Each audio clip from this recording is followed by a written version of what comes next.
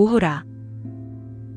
큰 법은 점차 쇠퇴하고 가신 성인과는 더욱 멀어지니 승복을 걸친 이는 비록 많으나 도를 도모하는 자는 더욱 드물다. 명성과 이익을 다투는 것을 자기의 능사로 삼고 바른 법이 흐르고 소통되는 것을 드러내 보이는 것은 아이들의 유의로 여기니 마침내 불법의 문이 드물게 열리게 함으로써 가르침의 규범이 곧 무너지려 한다. 진실로 뒤를 잇는 이에게 의뢰하려면 능히 이 도를 짊어져야 할 것이니 너희들은 마음을 비우고 법을 들으며 몸을 깨끗이 하여 스승에게 의지함으로써 가까이로는 몸을 세워 이름을 드날릴 것을 기약하고 멀리로는 범부의 품성을 개혁하여 성인의 품성을 이루기를 바라야 할 것이다. 상법을 꽃 피워 드날리고자 하매 그대가 아니면 그 누구이겠는가.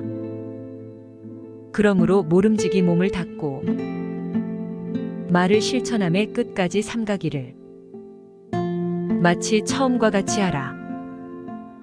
배우고 묻기를 부지런히 하며 나아가고 물러서는 일에 삼갈 것이니 못된 벗 피하기를 마치 호랑이 피하듯 해야 하고 어진 벗 섬기기를 마치 부모 섬기듯 해야 한다. 스승을 받들매 예를 다하고 법을 위해서는 몸을 잊으며 선행이 있으면 스스로 자랑함이 없어야 하고 잘못을 저질렀으면 속히 고칠 것을 힘써야 한다. 인의를 지킴에 확연히 흔들리지 않고 빈천에 거처하되 즐거움으로써 근심을 잊으면 자연히 재난과는 떨어지고 복록과는 모이게 될 것이니 어찌 관상을 보고 운명을 물음으로써 영달의 시기를 아첨하여 구할 것이며 나를 선택하고 때를 가림으로써 막히고 어려운 운세를 구차하게 면하기를 빌겠는가. 이것이 어찌 사문의 원대한 식견이리요. 실로 오직 속인의 망령된 뜻일 뿐이다. 마땅히 현인을 보면 그와 가지런해 질 것을 생각하고 어진 일을 당면해서는 양보하지 말아야 하며 설산의 구법을 사모하고 선제가 스승을 찾던 일을 배우라. 명예와 이익은 가슴을 움직이기에 부족하며 삶과 죽음은 좋게 근심할 바가 아니다.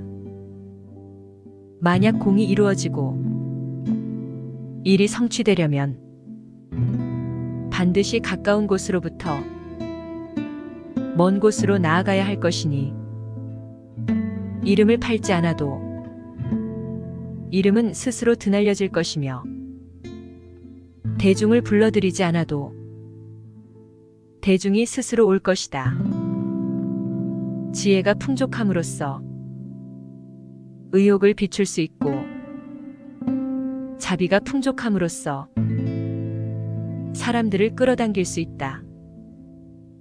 궁핍하면 곧 홀로 그 자신만을 착하게 하고 통달하면 곧 천하까지 겸해서 착하게 하여 잠잠하던 참된 교화의 바람을 다시 떨쳐 일어나게 하고 꺼졌던 지혜의 횃불을 다시 밝게 밝힌다면 가히 대장부라 일컬을 것이며 가히 열애의 사자라 일컬을 것이다. 어찌하여 몸은 강의하는 자리에 깃들어 있되 자취는 범상한 무리와 뒤섞여 있으며 더럽고 추악한 곳에 있으나 조금도 그렇게 여기는 바가 없으며 수행과 견해에 있어서도 가히 두려워할 만한 것을 볼 수 없으며 나아가 그러한 습성을 쌓아 성품을 이루기에 이름으로써 그 몸을 스스로 멸하게 할 것인가. 처음에는 저 위의 현인들을 사모하다가 결국에는 아래로 추악함에 빠짐을 보이니 이와 같은 무리는 진실로 슬플 뿐이로다. 시경에 이르기를 처음은 있지 아니함이 없으나 능히 마침이 있는 것은 드물다 하였으니 이를 두고 말한 것이니 중간 근기의 사람 이상은 가히 경계해야 할 것이다. 그리고 또한 개와 해가 종파를 나누고 대승과 소승이 배움을 달리하나 모두 부처님의 마음으로부터 갈라져 나온 것이니 뜻을 법계에 두고 모두 함께 돌아가야 한다. 아직까지 큰 법을 깨닫지 못하였으나 그럼에도 각기 근거하는 바를 고집하여 경론을 익히면 곧 계약을 쓰레기로 취급하고 율부를 으뜸으로 삼으면 곧 경론을 헛된 곳에 기대는 것으로 여기며 대승을 익히는 자는 곧 소승을 멸시하고 소승을 듣는 자는 곧 대승을 업신여기며 단지 사람들의 스승이 될 만한 이 치우친 찬사만 보고 마침내 그것에 집착하여 서로 옳고 그르다 하고 있으니 어찌 부처님의 뜻은 항상 원흉무해함을 알겠는가. 진실로 그것을 통달하여 이것과 저것을 함께 보지 못한다면 응당 서로를 구제해 줌으로써 함께 불법을 올바르게 받아들일 수 있는 근기와 인연을 성숙시켜 가야 할 것이다. 그것은 마치 1만 줄기의 물줄기가 머리를 조아림에 바다에 이르지 않는 것이 없으며 문무백관이 일에 임함에 모두들 왕을 위해 힘쓸 것이라 일컫는 것과 같다. 한 가닥 물줄기를 보호하고자 여러 물줄기를 막으려 한다거나 하나의 벼슬을 지키고자 수많은 벼슬을 폐지하려 한다는 것은 보지 못했다. 본디 무릇 법왕이 교화를 들이움에 여러 종류의 중생들을 통괄하여 끌어안고자 각각의 소임을 두었으니 소승의 율은 예부와 형부의 권위에 비견되고 대승은 재상의 임무와 비슷하며 복을 짓는 일은 배나 수레를 조종하는 것과 같고 서적을 찬술하는 일은 마치 왕의 말을 관장하는 것과도 같다. 나라에서 모든 벼슬아치가 함께 자신의 직분을 닦는 것은 우리 불교의 여러 종파들이 다투어 포교하는 것과 유사하니 과연 이 취지를 밝히면 어찌 이단임을 고집하겠는가.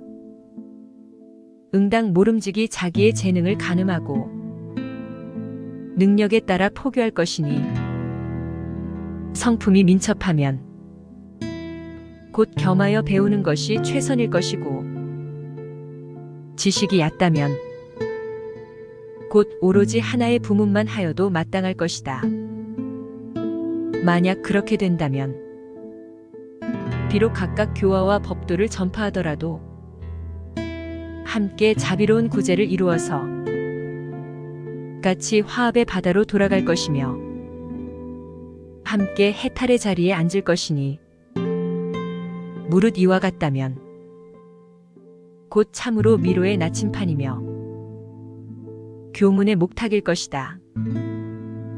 스승의 지위에 자리하여 참으로 부끄러운 행위가 없으면 불과에 나아가는데 결정코 의심스럽지 않으리니 너희는 작디작은 견해와 지식을 자랑하거나 크디 크게 나의 거만을 세워서 선각자들을 업신여기거나 뒤에 오는 사람들을 현혹하는 일이 없도록 하라.